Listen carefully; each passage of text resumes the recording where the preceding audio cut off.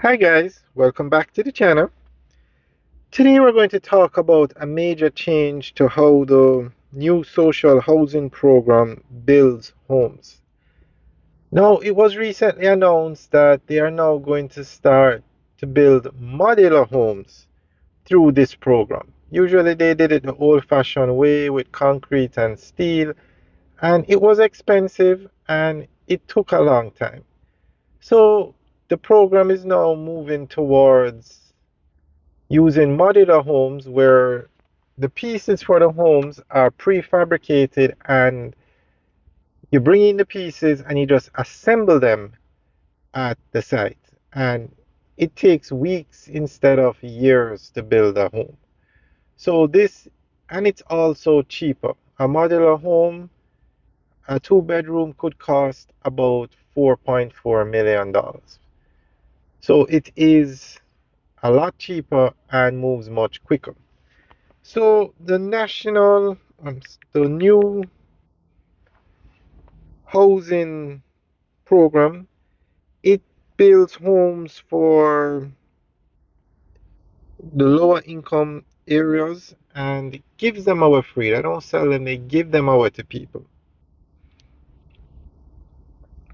The Modular Housing Initiative complements the existing mission of the NSHP, which was established to provide decent homes for Jamaica's most vulnerable citizens living in unsafe or inadequate conditions. Since its launch, the program has delivered hundreds of homes across the island, replacing dilapidated structures with disaster-resistant houses equipped with essential amenities such as electricity, indoor plumbing, water storage, and sanitary facilities. So these modular homes fit right in with the mandate of the housing program. So we're going to give you more information on what's happening here. The government of Jamaica is expanding the new social housing program to include modular, semi-permanent homes as part of the country's recovery from Hurricane Melissa, marking a significant shift in how emergency housing will be delivered to families who have lost their homes. The modular units, which have been imported from China, are designed to provide safe and durable housing much faster than traditional construction. Before installation, each unit requires a reinforced concrete foundation, a responsibility that will be handled by the NSHP to ensure the structures are securely anchored and able to withstand local conditions. The initiative is being implemented in partnership with the National Housing Trust and the Office of Disaster Preparedness and Emergency Management (ODPEM), combining housing expertise with disaster recovery planning to speed up assistance for affected families.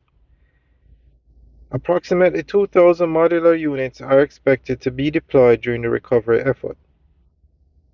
According to the Prime Minister, the government will closely monitor their performance in Jamaica's tropical climate, including their durability, resilience to severe weather, and long-term sustainability as a housing solution.